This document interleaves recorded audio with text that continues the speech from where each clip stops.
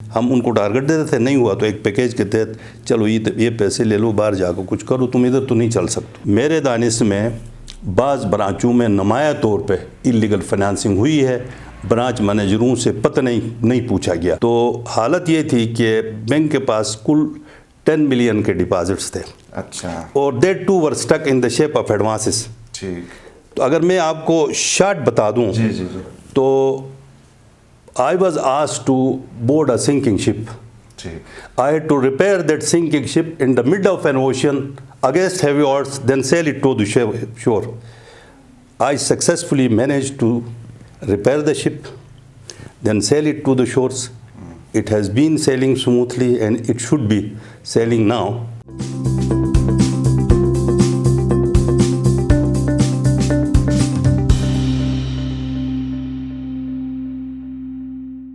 السلام علیکم، آپ دیکھ رہے ہیں IMN، میں ہوں شبیر میر۔ ناظرین، گلگت بلتستان میں چند شخصیات ایسی ہیں جن کے بارے میں اگر میں یہ کہوں کہ وہ اپنی ذات میں ایک انجمن ہیں، ایک حوالہ ہیں، ایک ادارہ ہیں، تو میرے خیال میں بے جا نہ ہوگا۔ ایسی ایک شخصیت آج میرے ساتھ اس پروگرام میں اسٹوڈیو میں موجود ہیں۔ میری مراد ہے شیر جہان میر، گلگت بلتستان کا، جیسے میں نے کہا تھا کہ ایک نام، ایک شخصیت، اور دو چیزوں سے ان کی بنیادی طور پر پہچان ہے۔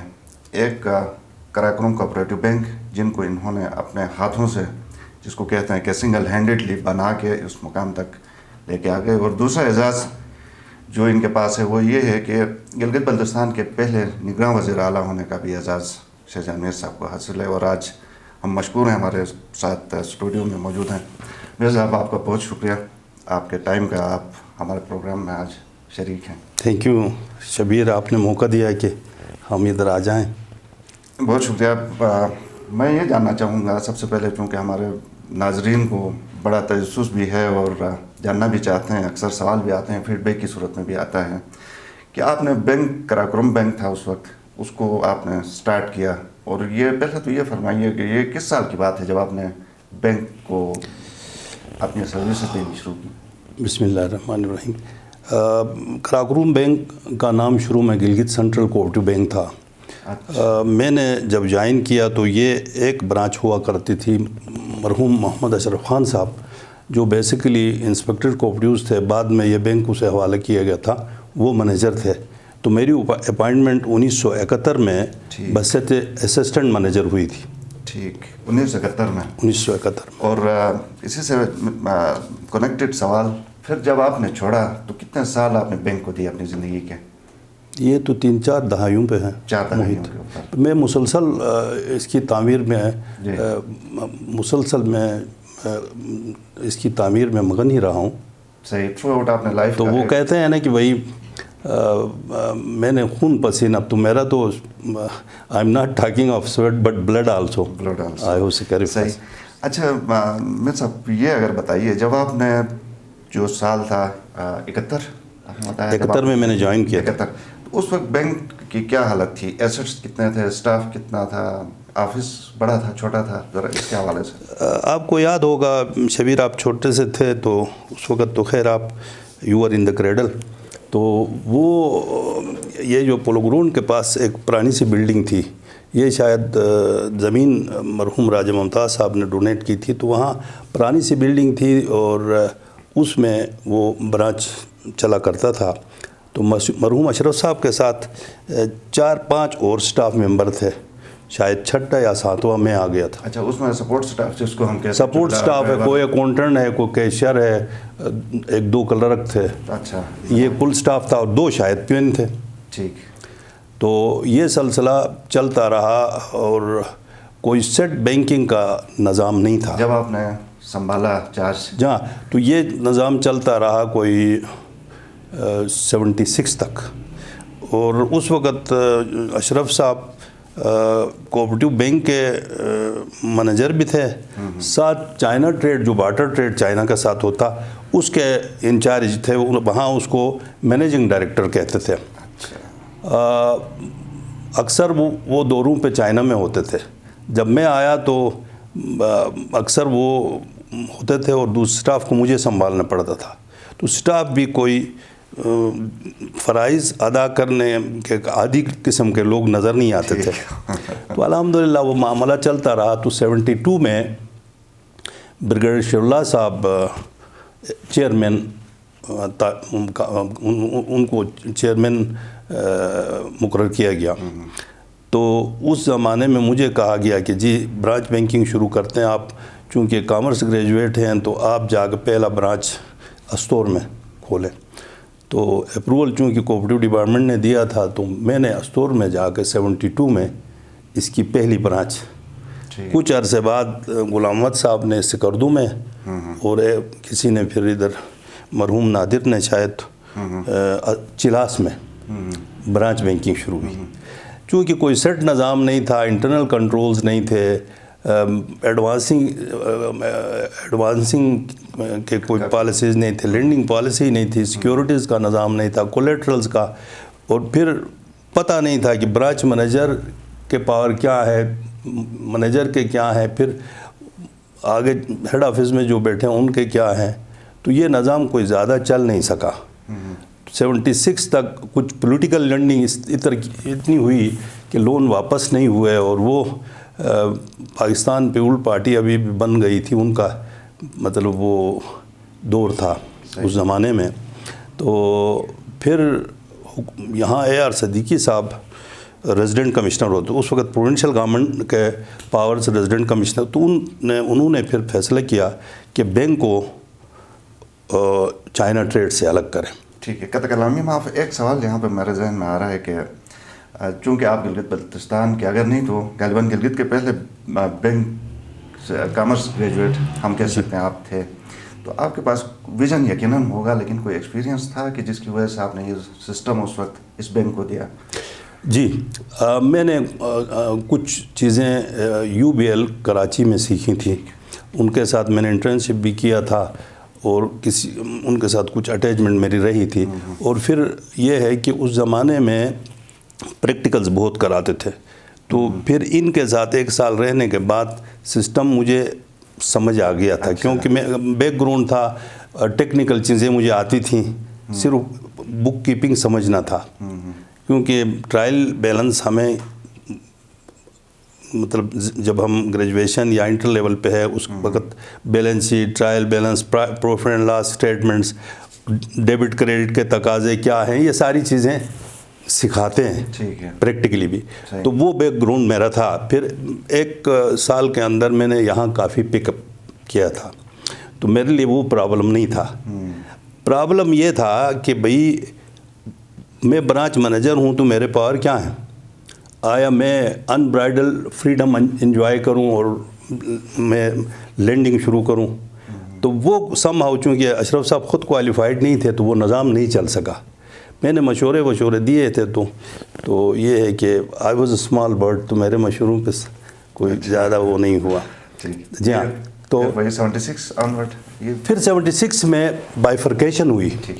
چائنا ٹریڈ کو بینک سے الگ کیا گیا اور مجھے as a general manager function authorise کیا. تو اس وقت میں کنٹرولر آف برانچز بھی تھا، ساتھ مین برانچ کا مینیجر بھی تھا. تو اس زمانے میں اے آر صدیقی صاحب ریزیڈنٹ کا، اس نے ہمیں بڑا سپورٹ کیا.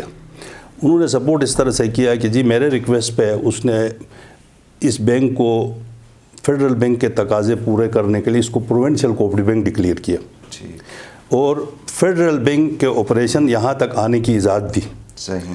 کہ یہاں تک ایکسٹینڈ ہو سکتے. تو اس سے فائدہ یہ ہوا کہ ہماری ایفیلیشن فیڈرل بینک کے ساتھ ہو گئی. ٹھیک ہے. تو یہاں سے ہمارا سفر شروع ہوتا. یعنی یہ اگر ہم ایگزیکٹ ایئر ڈیفائن کریں تو 76 میں 76 میں 77 میں فیڈرل بینک سے ایفیلیشن ہوئی. ایفیلیشن اس وقت سے ہوئی. تو اب بینک کے جو ایسٹس جو لائبلٹیز سامنے تھے، تو جب میں نے دیکھا تو حالت یہ تھی کہ بینک کے پاس کل 10 ملین کے ڈپازٹس تھے.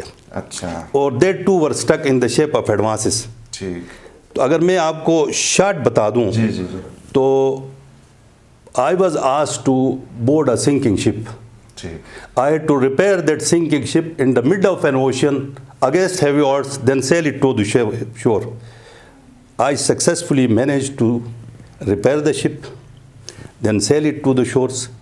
It has been selling smoothly and it should be selling now. صحیح.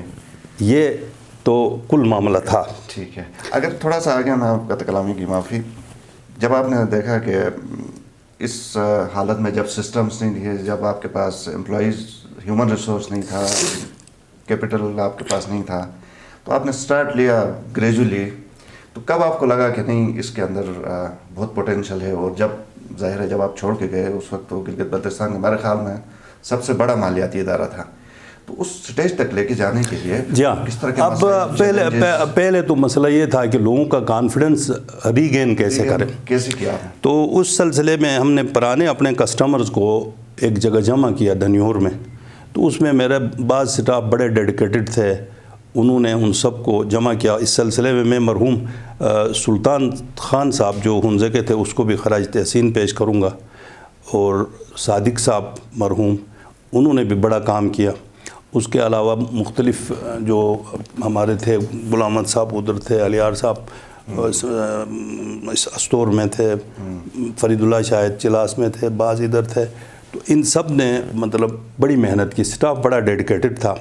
ان سے ہم نے کہا کہ یار کچھ پولیٹیکل لینڈنگ کی وجہ سے ادارہ بحران کا شکار ہوا ہے, تو آپ کچھ ہمارے ساتھ دیں. ٹھیک ہے, آپ اپنے سارے ڈپازٹ ہمارے پاس نہ لائیں, لیکن ایک پورشن لائیں تو اس طرح سے معاملہ چلتا رہے گا اور لوگوں کا کانفیڈنس. تو دے ایگریڈ.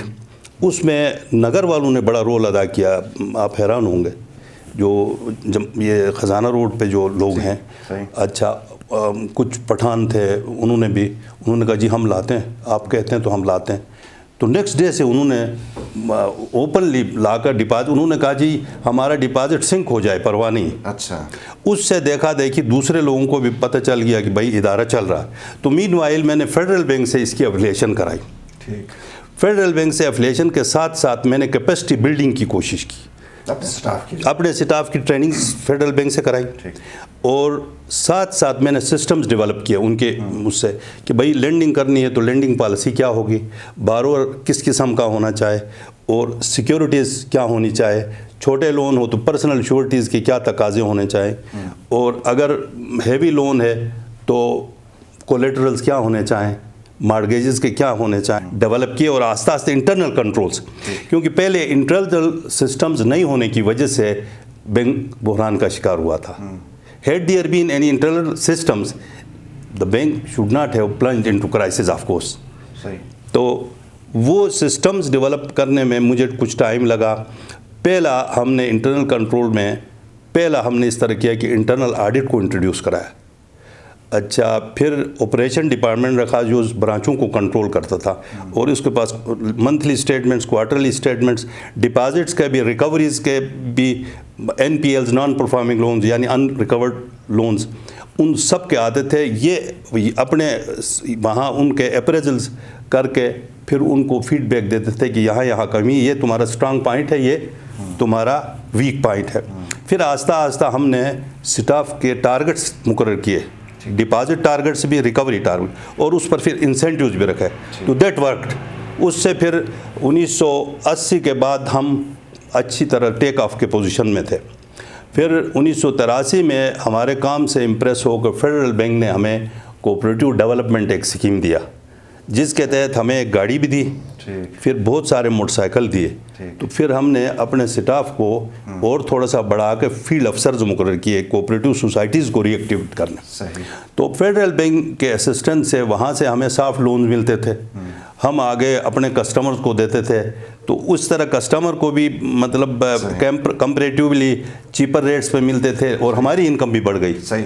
اچھا میرے صاحب یہ بتائیے کہ جب آپ پہلے تو مجھے یہ بتائیے کہ کوئی پلان آپ اس طرح کا کرتے تھے کہ کوئی ٹارگیٹ سیٹ ہوتا تھا کہ لیٹ سپوز 5 سال میں یا 1 سال میں 10 سال میں, شارٹ ٹرم لانگ ٹرم کوئی پلاننگ ہوتی تھی؟ کیونکہ میں اس تناظر میں پوچھ رہا ہوں کہ جب آپ نے اسٹارٹ کیا تو ایک آپ آفس سے, اور اس کے بعد پھر پورے گلگت بلتستان میں پتہ نہیں کتنی برانچز, یہ پھر کیسے یہ پلاننگ ہم اس طرح کرتے تھے کہ بھائی ہم کہتے تھے کہ جی اس سال اگر ہمارا ڈپازٹ سے, اس وقت تو تھوڑا بہت سے شروع کیا تھا نا, تو اس سے 10 کروڑ ہے.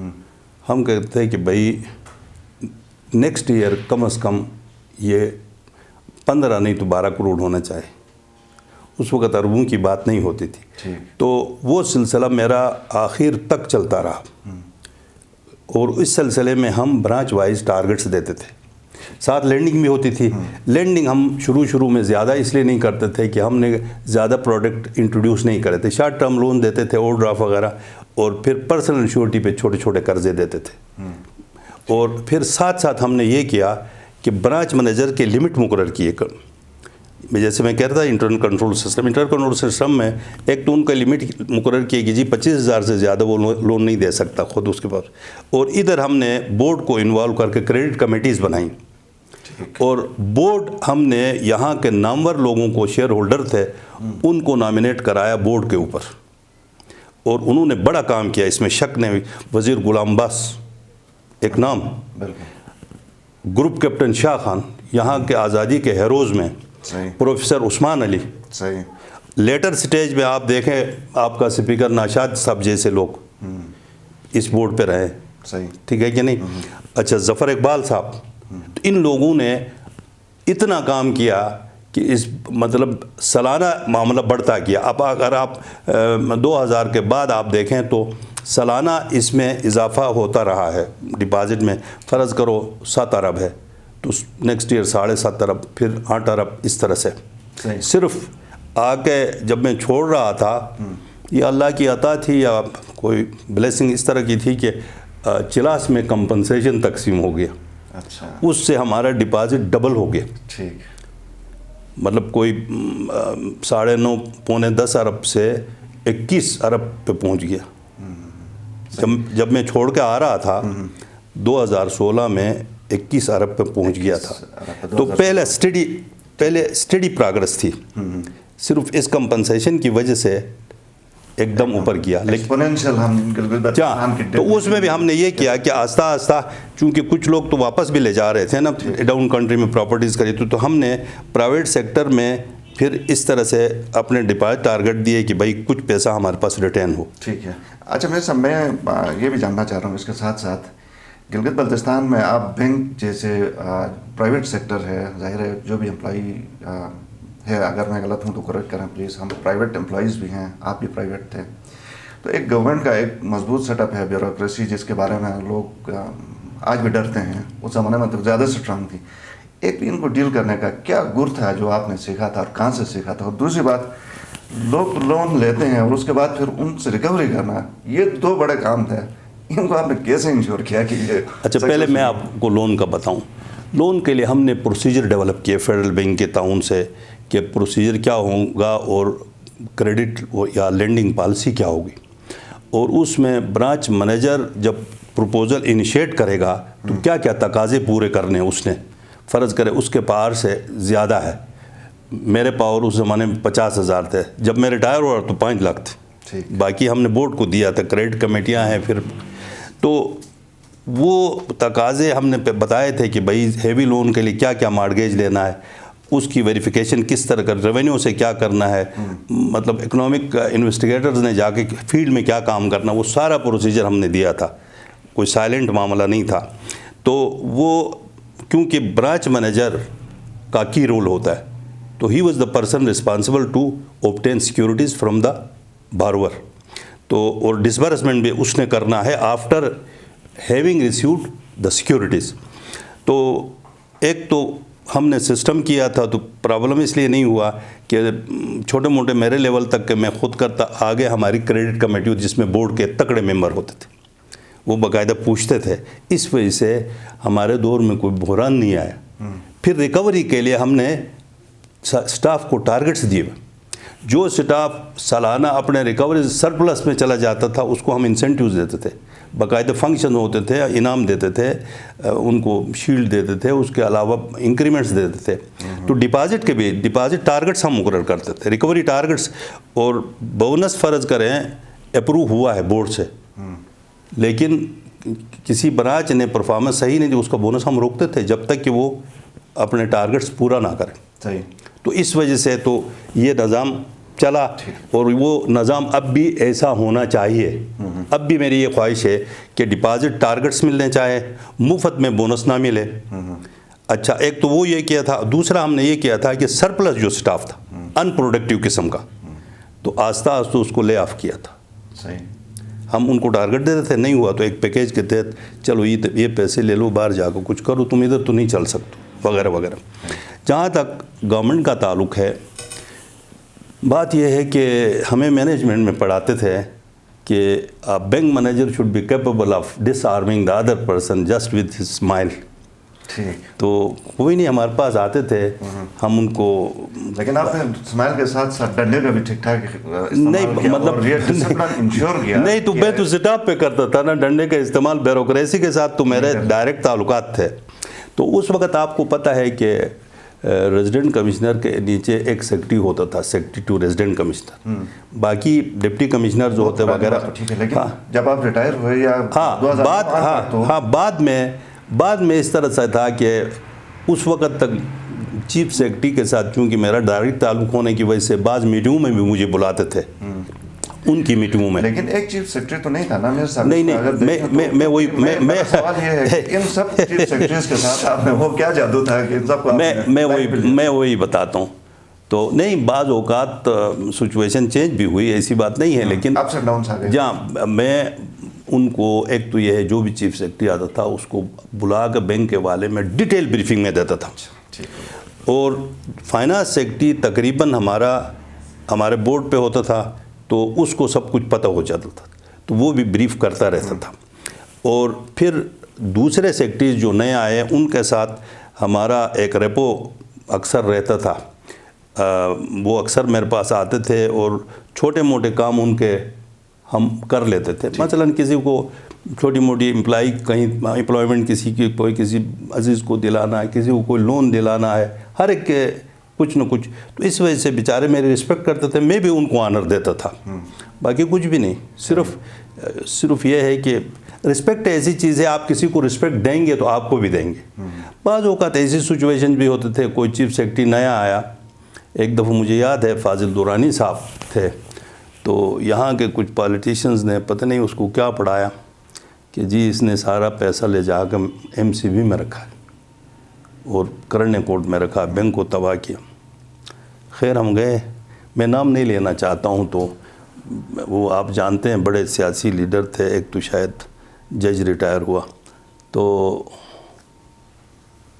فائنانس سیکرٹری نے مجھے کہا کہ جی آپ کی کوئی بریفنگ ہے آپ کو. جب میں گیا تو وہاں بیلنس شیٹ لے کے میں نے کہا, اس نے کہا نہیں میرے صاحب وہ آپ بینکوں میں جو رکھتے ہیں اس کا طریقہ کار کیا ہے. میں نے کہا جی یہ کیا ہے. میں نے کہا جی نیشنل بینک میں اتنا ہے, ایلائٹ بینک میں, UBL میں, فلاں میں. وہ پریشان ہوا, ان کی طرف دیکھتا میری طرف, پھر کہا جی وہ اس میں کیا ہے اپنے MCB میں. میں نے کہا جی 2.5 لاکھ روپے. نہیں یار, میں نے کہا یہ تو کیوں نہیں رکھتے ہیں ادھر. تو میں نے کہا جی وہ ان کے ریٹس کم ہیں, تو ہم کچھ اپنے لیکوڈٹی کے لیے کرنٹ میں رکھتے ہیں, باقی تو TDR میں رکھتے ہیں. کہتا آئی گاٹ یور پوائنٹ, بس بند کریں کام. صحیح. تو وہ بیچارے پریشان ہو گئے. اتنے میں ادھر سے فائنانس سیکرٹری صاحب نے کہا, وہ بھی نئے آئے تھے, کہ جی باقی تو ٹھیک ہے, بہت سارے بینکوں میں اکاؤنٹ رکھا, وہ نہیں ہونا چاہیے. تو میں نے کہا جی ان کا کہنا صحیح نہیں ہے, میری اپنی ریکوائرمنٹ ہے, ڈاؤن کنٹری میں ہماری برانچز نہیں ہیں تو مجھے مختلف بینکوں میں رکھنا پڑتا ہے. بعض حبیب بینک, ابھی تو 35 کے 40 بینک ہیں, اس وقت 4-5 ہوتے تھے. میں نے کہا کوئی UBL کا ڈرافٹ مانگتا, کوئی حبیب بینک کا, کوئی نیشنل بینک کا, تو مجھے اپنے سہولت کے مطابق ایک آدھ کا, بلکہ میں پنڈی میں بھی اکاؤنٹ رکھتا ہوں, ان کو چیک دیتا ہوں. تو یہ ان کا کہنا صحیح نہیں ہے. تو کہا ٹھیک یار اپنی مرضی سے چلاؤ گا. بس اس کے بعد چیف سیکرٹری صاحب کی تسلی ہوئی. مطلب چھوٹی موٹی چیزیں ہو جاتی ہیں. ٹھیک ہے. اچھا ایک سوال جو مجھے شاید میں نے پہلے بھی پوچھا یا آپ نے ذکر اس کا کیا تھا, جب آپ 2016 میں ریٹائر ہوئے اس وقت بینک کی اگر آپ کو یاد ہوں تو گلگت بلتستان میں کتنی برانچز تھیں, اسٹاف کتنا تھا؟ بینک جب مجھے حوالہ کیا گیا تھا وہ تو میں نے آپ کو بتایا 10 ملین تھا, اسٹاف 58 تھے شاید, اور برانچیں 7-8 رہ گئی تھی, وہ بھی خدا حافظ تھا. اور جب میں نے حوالہ کیا ہے تو اس وقت غالباً 38 برانچیں تھیں, اور کچھ یہ مائکرو یونٹ تھے کے ساتھ شاید 42 کل بنتی تھیں. اور اسٹاف ریگولر اسٹاف 700 تھا. اور اب وہ سو سٹاف. اور تقریباً ہر جگہ ہماری اپنی بلڈنگز ہیں. اور میں نے اس زمانے میں گواڑی جیسی جگہ میں بھی زمین اکائر پہ ابھی کرونوں کا ہے. فنڈر میں بھی ہماری بلڈنگ ہے. تقریباً جگہوں میں نے بلڈنگز کے ساتھ چھوٹا ایک گیسٹ ہاؤس بھی بنایا تاکہ سٹاف اچانک جائیں یا کوئی مہمان جائیں تو ہوٹلوں میں در پدر ہونے کی بجائے وہاں. اور وہ ہم نے بڑے مطلب اکنومیکل اس میں بنوایا. یہ کمپلیکس جس کمیٹی کے میرے خیال میں چیئرمین ناشاد صاحب تھے اسپیکر, وہ ہمارے بورڈ پہ تھے, یہ 6 کروڑ میں بنی. اچھا, یہ پورا کمپلیکس اوپر. ٹھیک ہے. تو الحمدللہ اگر اس کو کیپٹلائز میرے خیال میں انہوں نے کیا ہے تو فکسڈ ایسٹ ہی میرے زمانے میں 1.5-2 ارب کے بن گئے تھے. اچھا. اور جنرل ریزرو وغیرہ بھی شاید 3 ارب کے آس پاس ہوگا, مجھے ایگزیکٹ یاد نہیں ہے. رفلی اراؤنڈ. ٹھیک ہے, ٹھیک ہے. آپ ایک ڈومیننٹ پرسنالٹی رہے, آپ کی اس لیے بھی زیادہ لوگوں کی نگاہ میں قدر تھی کہ آپ نے سٹارٹ کیا اور ایک بہت بڑی بلڈنگ کھڑی کی, اگر اس کو میں بلڈنگ کہوں, پورا ادارہ. تو جب آپ لیکن آپ نے جب بینک چھوڑا تو کوئی لاہے عمل اس طرح کا دیا کہ اسی طرح یہ بینک کنٹینیو کرے آگے؟ شبیر دیکھیں, leaders, any leader who leads a team or institution or a party, he doesn't give money all the way, but he sells ideas. If you implement those ideas, money will come automatically. ہم نے ان کو ideas پہلے بھی دیے تھے. Internal control جیسے میں نے کہا, ابھی جتنے ڈپارٹمنٹ بنے میرے زمانے کے بنے, ہیڈ آفس ہی میں نے مین برانچ سے الگ کر کے 2005 میں بنایا. ٹھیک ہے, مہدی شاہ صاحب نے کیا. اور پہلے ہمارے پاس صرف 3 ڈپارٹمنٹ تھے. ایچ آر جس کو ایڈمنسٹریشن کہتے تھے, ایچ آر ڈپارٹمنٹ تھا, فائنانس اور آڈٹ, انٹرنل آڈٹ والا تھا, آپریشن کا تھا.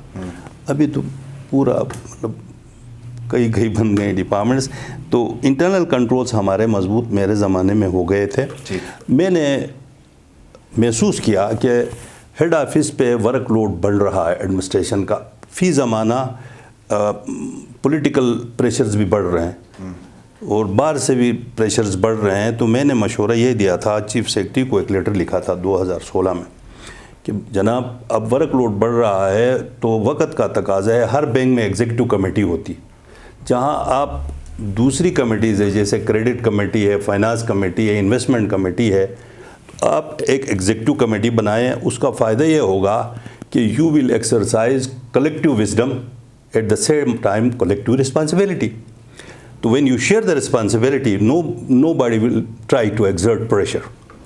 تو وہ شاید طاہر حسین صاحب کو میں نے ڈیو لیٹر لکھا تھا, تو اس پر توجہ نہیں دی گی. اب بھی میں یہ کہوں گا کہ اس وقت خواہ جنرل منیجر کوئی بھی ہو, ڈائریکٹ آئے انڈائریکٹ آئے, بات یہ ہے کہ وہ ایگزیکٹو کمیٹی کی ضرورت ہے.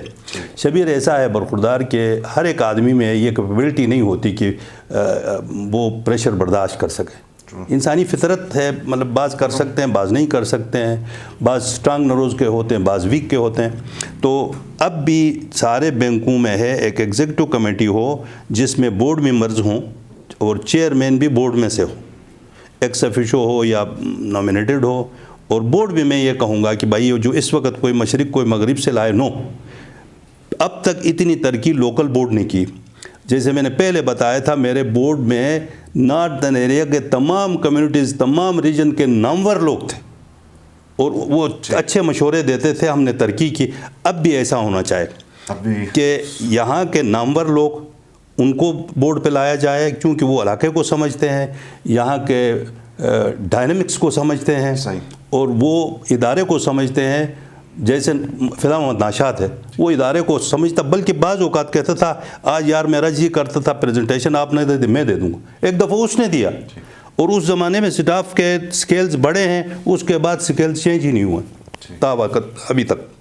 تو ایک تو ایگزیکٹو کمیٹی بننی چاہیے, اور جنرل منیجر صاحب جو بھی ہے اس کو کہیں جی اس لیول تک, مثلا سے گریڈ 3 یا گریڈ 2 سے نیچے آپ ڈسپلن, ٹرانسفر, پوسٹنگ جو ہے آپ کر لیں.